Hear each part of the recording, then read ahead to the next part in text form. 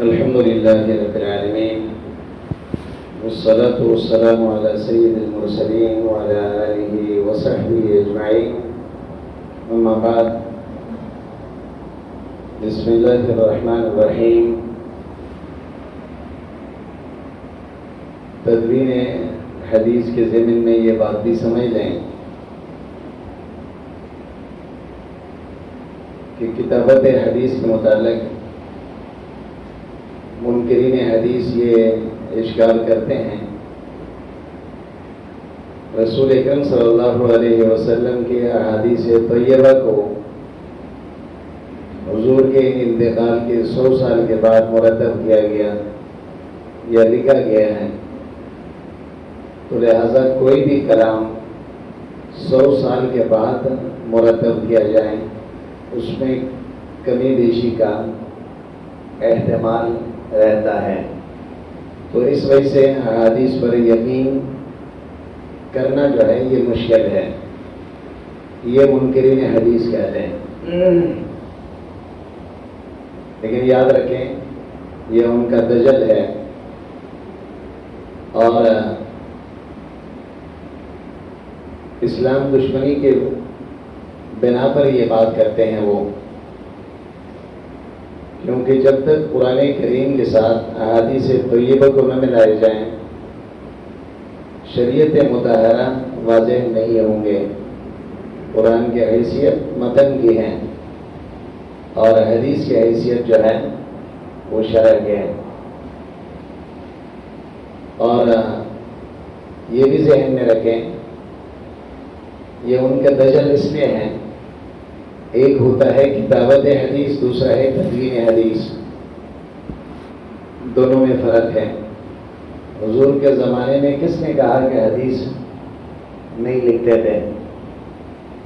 اور حضور کے زمانے میں صحابہ کرام احادیث کو لکھتے تھے اور مختلف صحابہ کے پاس احادیث کے مجموعہ موجود تھے۔ ہاں البتہ 100 سال کے بعد جو بات آپ کر رہے ہیں وہ تدوین ہے، اور تدوین اور کتابت میں فرق ہے۔ اور 20ویں صدی میں ہندوستان میں سر سید احمد خان اور اسی طرح مصر میں طاہر حسین اور اسی طرح ترکیہ میں ضیاء، اس طرح کے لوگ پیدا ہوئے، انہوں نے احادیث کی متعلق اشکالات کیے۔ یہ لوگ مطلقاً احادیث کے حجیت سے انکار نہیں کر رہے تھے، لیکن ان روایتوں کو کے اوپر رد کر رہے تھے جو ان کے عقل میں نہیں گئی، اور جو سندن کو اگرچہ صحیح ہے لیکن عقل میں نہیں آتی تو وہ یہ کہتے تھے کہ بھئی یہ حدیث صحیح نہیں ہے۔ تو جبکہ عقل نقل کے تابع ہونی چاہیے، نہ کہ نقل کو آپ عقل کے تابع بنائیں۔ لیکن اس کے بعد پھر سر سید احمد خان کے ساتھی ہے مولوی چراغ علی اور اسی طرح عبداللہ چکرالوی اور اس طرح کچھ اور لوگ پیدا ہوئے جو اپنے آپ کو اہل قرآن کہتے تھے، اور یہ وہ لوگ تھے کہ کامل طور پر حجیت حدیث سے انہوں نے انکار کر دی کہ حدیث سر سے حجت نہیں ہے، حدیث سر سے حجت نہیں ہے۔ اور اسی طرح انہی کے زمرے میں سے اور اسلم جی راجپوری ہیں اور غلام احمد قادیانی ہیں، ان کا ابتدا بھی اسی طرح ہوا، حدیث سے انکار کرتے ہوئے۔ تو یہ ذہن میں رکھیں رسول اکرم صلی اللہ علیہ وسلم کے زمانے میں اور احادیث کو محفوظ کرنے کے لیے 3 ذرائع تھے۔ کتنے ذرائع تھے؟ 3 ذرائع حضور اکرم صلی اللہ علیہ وسلم کے زمانے میں۔ پہلا ذریعہ جو ہے وہ حفظ روایت کے، جسے پہلے بھی آپ کے سامنے بیان ہو چکا ہے، زیادہ تر صحابہ کرام امی تھے، لکھنا اور پڑھنا نہیں جانتے تھے، اور ان کے حافظہ بھی مضبوط ہوتے تھے، تو اس لیے وہ زبانی یاد کرتے تھے. سمجھ میں بات رہی؟ اس کے واقعات گزر چکے ہیں، ہم کو دہرانے کی ضرورت نہیں. اور عرب چونکہ نہ صرف اپنا نسب نامہ بلکہ اپنے گھوڑوں کے نسب نامے تک وہ محفوظ رکھتے تھے. تو بہرحال اسی طرح دوسری چیز جو ہے وہ تعامل ہے. دوسرا ذریعہ کیا ہے؟ تعامل. کوئی صحابی اس کے سامنے کوئی حدیث آ گیا اور اس نے عمل کر کے دکھایا. دیکھو کسی حدیث کو زندگی میں اگر عملی کرو گے تو پھر سمجھ لو کہ آپ کے ذہن سے وہ نہیں نکلے گی. آپ کے سامنے ایک حدیث آ گیا تو آپ نے اس پر عمل شروع کی تو سمجھ لو کہ آپ نے عمل کے ذریعے سے اس حدیث کو محفوظ کر لیا. جب بھی عمل کریں گے وہ حدیث آپ کے ذہن میں آئیں گے. اس لیے صحابہ کرام فرماتے ہیں کہ ہاکذا رأیت رسول اللہ صلی اللہ علیہ وسلم یفعل، میں نے حضور کو اس طرح کرتے ہوئے دیکھا، اس طرح نماز پڑھتے ہوئے دیکھا، اس طرح وضو کرتے ہوئے دیکھا. اب آگے دیکھیں گے، آپ پڑھیں گے حضور کے نماز کی کیفیت، نماز کے وضو کی کیفیت اور باقی اعمال کی کیفیت صحابہ بیان کر رہے ہیں. یہ تعامل اور بہترین ذریعہ ہے. تو آپ کو بھی یہی بتایا جا رہا ہے کہ آپ حدیث پڑھ رہے ہیں، جو بھی حدیث آپ کے سامنے آتا ہے اس پر عمل کرتے جائیں، تو اس سے آپ کی زندگی میں ایک تبدیلی واقع ہو جائے گی. جو بھی حدیث آتا ہے اس پر عمل کرنا شروع کریں. ایک تو حفاظت حدیث کا ذریعہ بنے گا اور دوسرے جو ہے آپ کو عمل کرنا بھی آسان ہو جائیں گے. تیسرا ذریعہ جو ہے وہ کتابت حدیث کا تھا. تیسرا کیا تھا؟ کتابت حدیث. اور چونکہ صحابہ کرام کے زمانے میں کاتبین بہت کم تھے، تو جو کاتبین تھے اور وہ احادیث کو لکھتے تھے اور اپنے پاس اس مجموعہ کو محفوظ رکھتے تھے. اور امام بخاری رحمہ اللہ نے باب کتابۃ العلم میں کچھ روایتیں ذکر فرمائی اس کے متعلق، جو صحابہ کرام رسول اکرم صلی اللہ علیہ وسلم کے احادیث کو لکھتے تھے. ایک روایت امام بخاری رحمہ اللہ ذکر فرما رہے ہیں کہ نبی اکرم صلی اللہ علیہ وسلم نے فتح مکے کے دن، فتح مکے کے سال جو ہے مکے میں تقریر فرمائی اور اس میں حرم کے تقدس کو بیان کیا گیا، اس کی حرمت کو بیان کیا گیا. اس کا وجہ یہ بنا تھا، ایک خزائی جو بنو خزاع سے تعلق رکھتا تھا، اس نے ایک لیسی کو، یعنی بنو لیس سے جس کا تعلق تھا، اس کو قتل کیا حرم میں. نبی اکرم صلی اللہ علیہ وسلم نے ناراضگی کا اظہار فرمایا. پھر صحابہ کو جمع کر کے اور حرم کے تقدس کے بارے میں کہ یہاں تو دشمن کو بھی کچھ نہیں کہنا چاہیے، ایک تقریر فرمائی. اور یمن کا ایک آدمی تھا ابو شاہ جس کو کہتے ہیں، فقال ابو شاہ اکتبوا لی یا رسول اللہ. تقریر جب ختم ہوئی وہ حضور کے پاس آئے، فرمانے لگے کہ یا رسول اللہ مجھے یہ آپ کے تقریر کسی سے لکھوا کے مجھے دے دیں. حضور اکرم صلی اللہ علیہ وسلم نے فرمایا اکتبوا لابی شاہ، اس میرے تقریر کو لکھ کر ابو شاہ کو دیا جائے. امام بخاری رحمہ اللہ ذکر فرما رہے ہیں، دیکھو اس میں کتابت حدیث کا ذکر. اور اسی طرح حضرت ابو ہریرہ رضی اللہ تعالیٰ عنہ فرماتے ہیں کہ ما کان من اصحاب رسول اللہ صلی اللہ علیہ وسلم اکثر حدیث منی الا ما كان من حدیث عبداللہ بن عمرو بن العاص فإنه كان يكتب ولا أكتب. کسی صحابی کو مجھ سے زیادہ حدیثیں یاد نہیں تھے ماں سے بھائی عبداللہ ابن عامر ابن العاص کے، اور وہ ہر بات کو لکھتے تھے اور میں زبانی یاد کرتا. اس سے معلوم ہوا کہ حضور صلی اللہ علیہ وسلم کے احادیث کو لکھا جاتا تھا. سمجھ آئی بات؟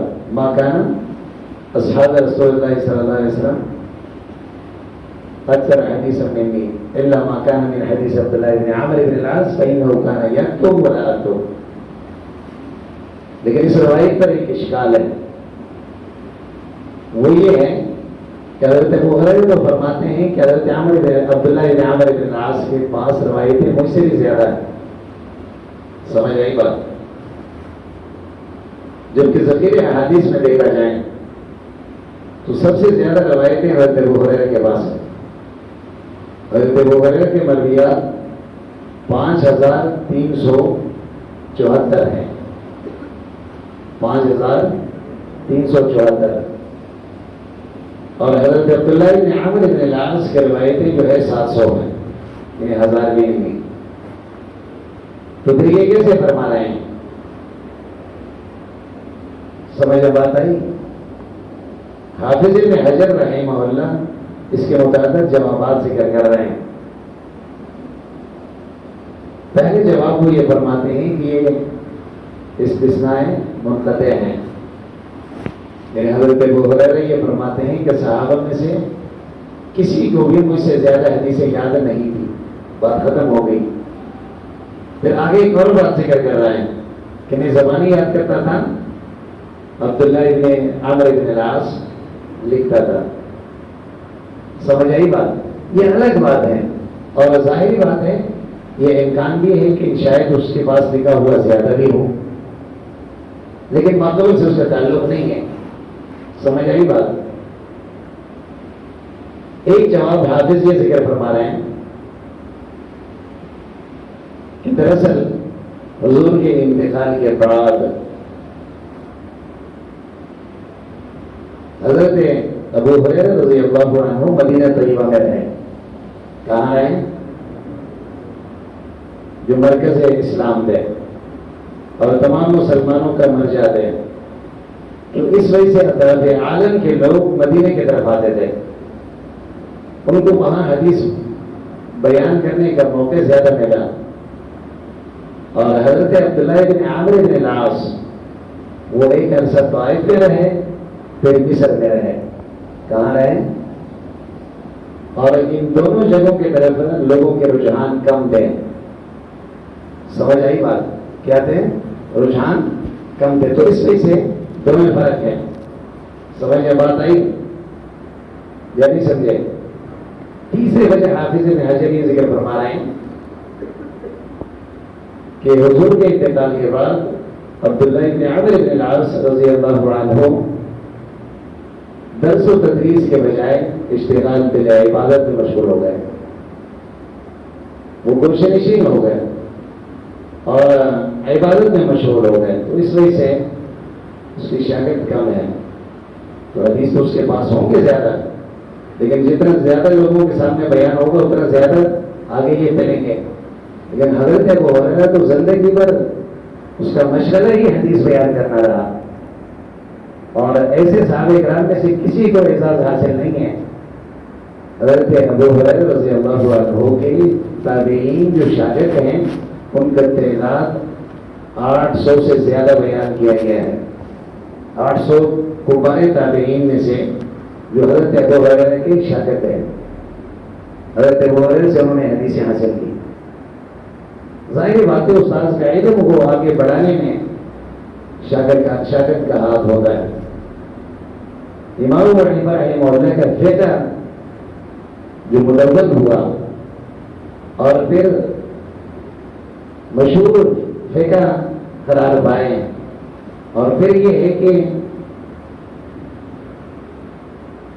حکومتی طور پر بھی اس فقہ کی ایک اہمیت تھی، اور بلکہ عباسیین کے زمانے میں تو یہ فقہ رائج رہا پورے دنیا میں. تو یہ امام ابو حنیفہ رحمہ اللہ کے شاگرد امام ابو یوسف اور امام محمد کا ہاتھ ہے اس میں، بات سمجھ میں آئی نا؟ بہرحال تو یہ حضرت عبداللہ ابن عامر ابن العاص رضی اللہ عنہ کا جو مکتوب تھا، جس کو الصحیح الصادقہ اسے نام دیے، کیا نام دیے؟ الصحیح الصادقہ. اور بعد میں اس کی جو ہوتا ہے محمد، تو اسی کے تبسم سے پھر احادیث میں یہ سند ذکر ہے، عن عمرو بن شعیب عن ابیہ عن جدہ. آپ حدیثوں میں پڑھیں گے کتابوں میں یہ سند آتا ہے، عن عمرو بن شعیب عن ابیہ عن جدہ. یہ وہی صحیح صادقہ کا سند ہے، اور اسی سے اس کے بیٹا اور پوتا نقل کر رہے ہیں. اور حضرت عبداللہ ابن عامر بن العاص خود فرماتے ہیں، ما یرغبنی فی الحیات الا الصادقان والبہر. مجھے زندہ رہنے میں کوئی شوق نہیں ہے، مگر دو چیزیں مجھے ان کی وجہ سے میں زندہ رہنا چاہتا ہوں. ایک تو یہ صحیح صادقہ جو میرے پاس ایک امانت ہے، اور دوسرا جو ہے وہ ایک زمین تھی جس میں یہ کھیتی باڑی کرتے تھے اور اپنے ضروریات زندگی کی تکمیل کے لیے. تو حضرت عبداللہ ابن عمر فرماتے ہیں، بات سمجھ میں آئی؟ لیکن اس روایت میں پھر ایک اشکال یہ بھی ہوتا ہے کہ حضرت ابو ہریرہ تو فرماتے ہیں کہ میں نہیں لکھا تھا، لیکن حاکم کی ایک روایت میں ہے کہ حضرت ابو ہریرہ کے پاس اس کا مسودہ موجود تھا. ایک دفعہ جب حدیث بیان کی ساتھ اپنے شاگرد کو تھوڑے سے شبہ ہوا تو اس شاگرد کو لے کر گھر لے گئے اور اپنا وہ مسودہ نکال کے بعد وہ حدیث دکھایا کہ دیکھو یہاں پہ میں نے لکھا ہے. تو اس طرح وہ بھی تو لکھتے تھے. اس کے بارے میں حافظ ایک تو یہ ذکر فرما رہے ہیں کہ وہ روایت سند کے اعتبار سے کمزور ہے. دوسرا وہ یہ فرماتے ہیں کہ ضروری یہ جو فرما رہے ہیں کہ میں نہیں لکھتا تھا، وہ حضور کے زمانے کے بات کر رہے ہیں. اور یہ جو مسودہ ہے بعد میں جب اس کو اندیشہ ہو گیا کہ بھائی ایسا نہ ہو کہ مجھ سے رہ جائیں، میں بھول جاؤں، تو اس لیے انہوں نے بعد میں یادداشت کے لیے لکھ دی ہے. سمجھ آئی بات؟ یا یہ سمجھ لیں کہ حضرت ابو ہریرہ رضی اللہ تعالیٰ عنہ نے یہ روایتیں کسی اور سے لکھوائے، شاگردوں کے ذریعے سے. وہ بیان کرتے ہیں جیسے استاد کے مسودہ کوئی شاگرد لکھ گئے، اور پھر اس مسودے کو حضرت ابو ہریرہ نے بطور یادگار اپنے پاس رکھا. تو اس سے یہ معلوم نہیں ہوتا کہ حضرت ابو ہریرہ نے اپنے خط سے لکھا، لیکن تھا اسی کے پاس، اسی کے احادیث تھے. سمجھ میں بات آئی؟ بہرحال تو ایک روایت جو ہے وہ حضرت علی رضی اللہ عنہ کے متعلق ہے. حضرت ابو جحیفہ جو اس کے شاگرد ہیں، اس نے حضرت علی سے پوچھا کہ یہ بتاؤ آپ کے پاس کوئی خاص احادیث، کیونکہ کچھ لوگوں نے یہ مشہور کر رکھا تھا کہ اہل بیت کے پاس کوئی مخصوص خلافت کے متعلق یا کوئی مخصوص احکام جو حضور نے ان کو دیے ہیں وہ محفوظ ہیں. تو یہ جب مشہور ہو گیا تو شاگرد نے ابو جحیفہ نے حضرت علی رضی اللہ عنہ سے پوچھا اس کے بارے میں. حضرت علی المرتضیٰ رضی اللہ عنہ نے فرمایا اللہ نہیں، میرے پاس کوئی چیز نہیں اللہ کتاب اللہ ہے، مگر اللہ کی کتاب ہے. بات سمجھ میں آئے نا؟ الفہم عوتی ہے رجل مسلم، یہ وہ علم ہے جو اللہ نے عطا فرمایا ہے. او ما فی هذه الصحیفہ، یا وہ ہے جو اس میں نے لکھا ہے احادیث. تو شاگرد کو تھوڑے سے اس کے دل میں طلب پیدا ہو گیا کہ شاید اسی جو مکتوب ہے اسی میں وہ بات لکھی ہوئی ہو. وہ فرمانے لگے او ما فی هذه الصحیفہ، اس میں کیا لکھا ہوا ہے؟ وہ فرمانے لگے کہ اس میں جو ہے العقل اور وفقات الاثیر ہے وَأَن لَا يُقْتَلُ مُسْلِمٌ بِكَافِرٍ. اس میں ایک تو کچھ دیت کے احکام ہے، اور قیدیوں کے احکام ہیں، اور اس پہ یہ بتایا گیا ہے کہ مسلمان کو کسی کافر کے بدلے میں قصاص قتل نہیں کیا جائے گا. یہ روایتیں ہیں اس میں، یہ کوئی خاص حکم جو اہل بیت کے لیے ہے وہ نہیں ہے. اور عیسائی کے روایت میں ہے فاخرجا بجرا بسائی ہی، اور اس نے اس مسودے کو اپنے تلوار کے نیام سے نکال کے شاگرد کو دکھایا کہ دیکھو اس میں ہے. بات سمجھ میں آئی؟ تو بہرحال تو اس کا مطلب یہ ہے کہ نبی اکرم صلی اللہ علیہ وسلم کے زمانے میں احادیث کو لکھا جاتا تھا. تو لہذا یہ منکرین حدیث کا دجل ہے جو کہتے ہیں حضور کے زمانے میں تو حدیث لکھے نہیں گئے تھے. بات سمجھ میں آئی نا؟ کتابت حدیث الگ ہے اور تدوین حدیث الگ ہے. جو 100 سال کے بعد جو ذکر کرتے ہیں وہ تدوین ہے.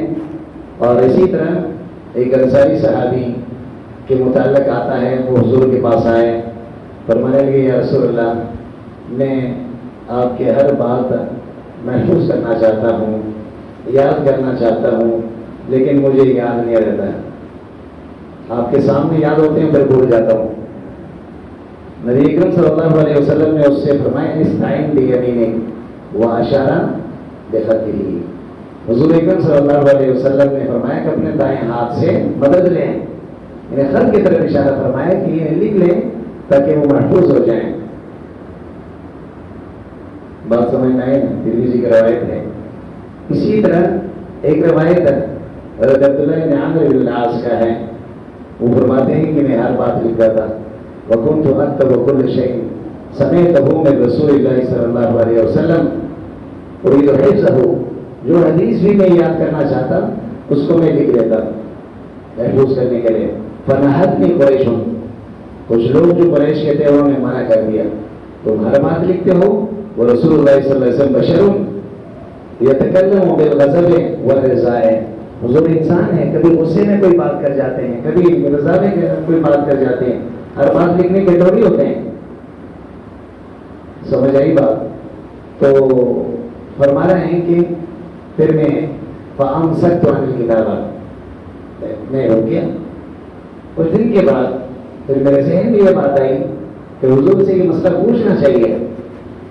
تو میں نے حضور اکرم صلی اللہ علیہ وسلم کے سامنے ان لوگوں کے اشکال کو بیان کیا. میں نے کہا یا رسول اللہ، میں لکھتا تھا لیکن لوگ اس طرح کہہ رہے ہیں. تو نبی اکرم صلی اللہ علیہ وسلم نے فرمایا فوالذی نفسی بیدہ، اللہ کی قسم اور اس ذات کے قسم جس کے قبضے میں میرے روح ہے، ما یخرج منہ الا حق. فرمایا کہ میرے زبان سے صرف حق بات نکلے گی، چاہے غصہ ہو یا رضا ہو، دونوں صورتوں میں حق بات ہی نکلے گی. تو اس لیے حضرت عبداللہ بن عمرو بن العاص رضی اللہ عنہ نے پھر دوبارہ لکھنا شروع کر دی. بات سمجھ میں آئی نا؟ اور اس کے بعد یہ سمجھ لیں کہ منکرین حدیث جو ہے وہ مسلم کی اس روایت سے استدلال کرتے ہیں لا تكتب عنی من كتب عنی غیر القرآن. حضور فرماتے ہیں کہ حدیث نہ لکھیں، قرآن کے علاوہ کوئی چیز نہ لکھیں، جس نے لکھا ہے وہ مٹا دیں. حضور نے باقاعدہ اعلان فرمایا، مسلم کی روایت ہے. منکرین حدیث سے استدلال کرتے ہیں حضور نے تو منع فرمایا کتابت حدیث سے. اس کے کئی جوابات دیے گئے. ایک جواب تو یہ دیا گیا ہے کہ یہ ابتدائی اسلام میں تھے.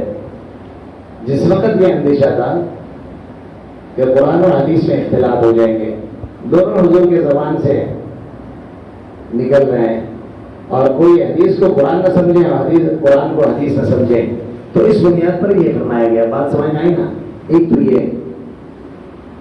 دوسرا جواب یہ دیا گیا ہے کہ نہیں، اور امام نووی رحمہ اللہ فرماتے ہیں یہ ممانعت مطلق نہیں تھی، یہ مقید ہے.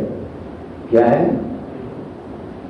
یہ ممانعت مقید ہے، کس قید کے ساتھ ہے؟ وہ فرماتے ہیں کہ اس قید کے ساتھ کہ لا تكتبوا مع القرآن، انہیں قرآن کے ساتھ ایک جگہ نہ لکھیں. قرآن الگ جگہ پر اور حدیث الگ جگہ پر ہو تو ٹھیک ہے، قرآن نبی محفوظ نہیں ہے اور ترتیب کے ساتھ نہیں لکھا گیا تو اس میں کبھی بیشی کا احتمال ہے. تو اس وجہ سے یہی فرمایا حضور نے کہ ایک ساتھ نہ لکھیں. ابتدا میں ہی لکھنے کی ممانعت نہیں تھی. بات سمجھ میں آئی نا. بہرحال اور صحابہ کے زمانے میں مختلف صحائف موجود تھے، شخص صحائف. بات سمجھ میں اگرچہ ان میں روایتیں جو ہیں مرتب نہیں تھے مضامین کے اعتبار سے، بلکہ جو حدیثیں حضور اکرم صلی اللہ علیہ وسلم سے ایک محفل میں سنا وہ سب جس مضمون سے بھی متعلق ہے ان کو ایک جگہ پر انہوں نے جمع فرما لی. اس سے حدیث میں وہ کتابوں میں مختلف صحابہ کرام کے صحائف اور کتب احادیث جو ہے مشہور ہیں، جس میں سب سے زیادہ مشہور جو ہے صحیفہ صادقہ ہے عبداللہ بن عامر بن العاص کے، اور پھر صحیفہ علی ہے، صحیفہ انس بن مالک ہے، صحیفہ ابو ہریرہ ہے، اسی طرح صحیفہ ابن مسعود ہے، اسی طرح صحیفہ ابن عباس ہے. ان سب صحابہ کرام کے احادیث کے مجموعہ کو جمع کیا گیا اور وہ موجود ہے. اس لیے یہ اشکال خود بخود ختم ہو جاتا ہے. بات سمجھ میں آئی نا. تو بہرحال تو منکرین حدیث مختلف انداز میں حدیث کی تردید کرتے ہیں. کبھی کسی کتاب پر تنقید کریں گے، کبھی کس طریقے سے. براہ راست یہ تو نہیں کہہ سکتے ہیں کہ حضور کے کلام جو ہے وہ حجت نہیں ہے. یہ تو کوئی مسلمان کہنے والا جو ہے اس کا جرات نہیں کر سکتا، لیکن طرح طرح کے اس میں نقص ڈھونڈیں گے. بات سمجھ میں آئی نا. بہرحال تو ایک بات پھر یہاں پہ انواع مصنفات کا سمجھ لیں کہ علم حدیث چونکہ یہ انتہائی مخدوم علم ہے، محدثین نے مختلف پہلو میں اس کی خدمت کی ہے. آپ نے شرح نخبہ میں پڑھا کہ محدثین نے کس کس انداز سے کتابیں لکھی حدیث کی، اور تو اسی اعتبار سے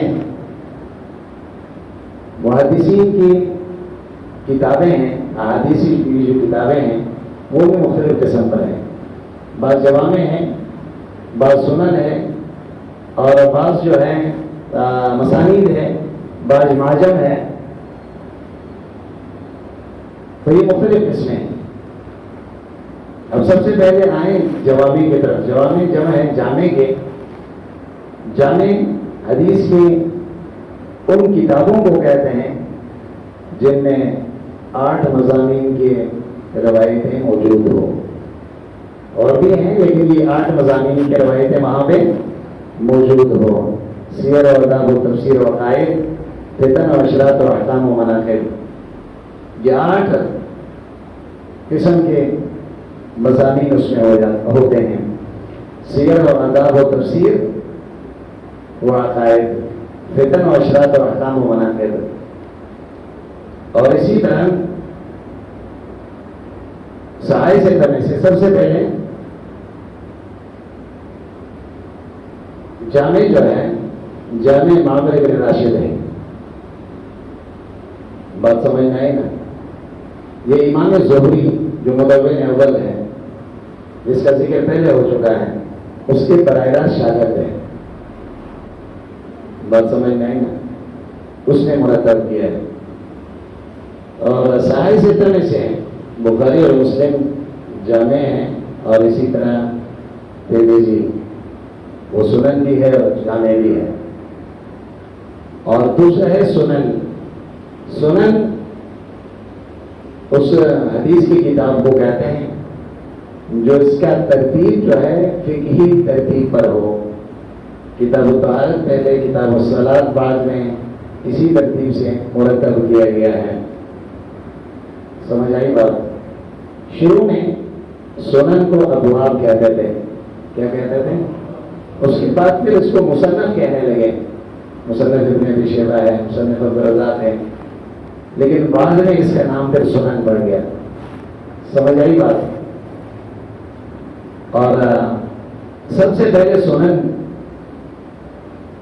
یہ امام ابو حنیفہ رحمہ اللہ کا استاد ہے امام شافعی، عامر بن شرحبیل، اور مشہور ہے امام شافعی کے ساتھ، اس نے لکھے ہیں، اور جس کا اس کی کتاب کا نام ہے ابواب الشافعی۔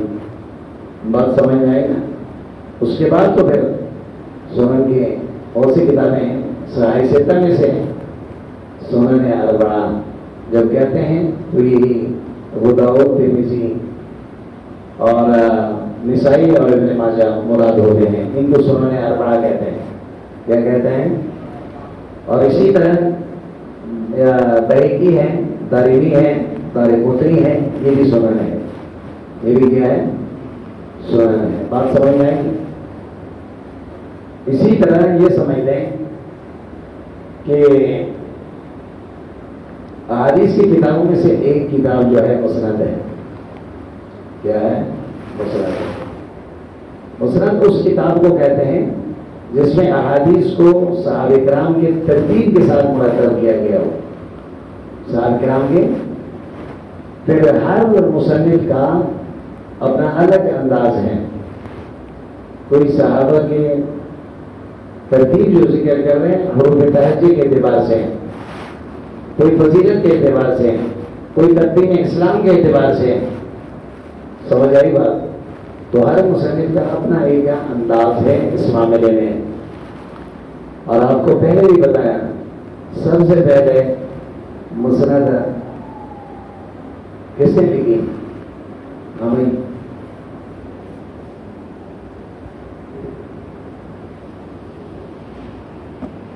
آپ لوگ یاد نہیں کرتے، میرے خیال میں ایسے ہی صرف سامعین حضرات ہیں۔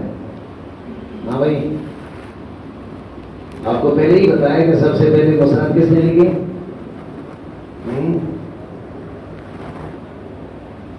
نہیں، ابن حماد نے۔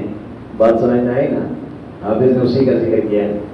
اور پھر اس کے بعد تو مسند کا مسند ابو داؤد الطیالسی ہے، اور اسی طرح مسند حمیدی ہے۔ سب سے زیادہ مشہور اور زیادہ ذخیرہ احادیث پر مشتمل حدیث کی کتاب وہ ہے مسند احمد۔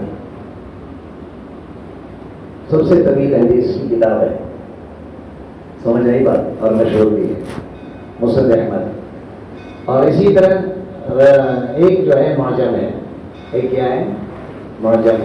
معجم ان احادیث کی کتابوں کو کہتے ہیں جو اپنے شیوخ اور اساتذہ کے ترتیب سے حدیث ذکر کی۔ جیسے ایک آدمی امام مالک سے حدیث لیتا ہے، اس سے جتنے بھی روایتیں اس سے منقول ہے جس مضمون کی بھی اور ایک ساتھ ذکر کریں، دوسرے استاد سے دوسرے جگہ پر، پھر اسی ترتیب سے استاد کے ترتیب سے ذکر کیا جائے روایتوں کو۔ اور بات سمجھ میں آئے نا؟ بہرحال ایک جو ہے حدیث کی کتابوں میں سے ایک مستدرک ہے، یعنی کوئی مصنف اس سے پہلے ایک مصنف گزرا ہے حدیث کی، اور اس کی شرائط میں سے جو روایتیں تھیں ہے تو ان کی شرائط پر، لیکن اس نے اپنی کتاب میں ذکر نہیں کی، تو پھر بعد میں آنے والا جو ہے اسی ترتیب سے روایتوں کو ذکر کر رہا ہے، جس سے مستدرک حاکم ہے اور صحیح ہیں بخاری اور مسلم۔ اگرچہ اس میں اس سے بہت سے تساہل ہوا ہے، آگے آپ پڑھیں گے، اور بہت سے ایسے روایتوں کو جن کے متعلق محدثین نے یہ کہا ہے کہ بخاری اور مسلم کی شرائط پر نہیں ہے، لیکن وہ یہ فرما رہے ہیں کہ بخاری اور مسلم کی شرائط پر ہے۔ بہرحال ایک جو ہے وہ ہے جز، ایک ہی مضمون کے روایتوں کو ایک جگہ پر جمع کیا جائے، جیسے جز الفردین ہے، جز القراءۃ خلف الامام ہے، بعض محدثین کی کتابیں ہیں جو ایک مضمون کے روایتوں کو ایک جگہ پر جمع فرمایا۔ اور اسی طرح ایک ہے اربعینہ، بات سمجھ آئے نا، جن میں 40 احادیث کو جمع کیا گیا ہے۔ اور کبھی تو ایسا ہوتا ہے کہ 40 جو منتخب احادیث ہیں ان کو جمع کرتے ہیں، کبھی ایسا ہوتا ہے کہ ایک ہی مضمون کے متعلق 40 احادیث، جیسے جہاد کے متعلق 40 حدیثیں، نماز کے متعلق 40 حدیثیں، سمجھ آئی بات؟ اس طرح روایتوں کو نقل کرنا۔ بہرحال تو یہ مختلف طریقوں سے محدثین نے احادیث کی خدمت کی ہے، اور یہ انتہائی مخدوم علم ہے، قرآن و حدیث کا علم. تو اس میں محدثین و مفسرین نے دل کھول کر جو ہے اس کی خدمت کی ہے اور خدمت کی ہے.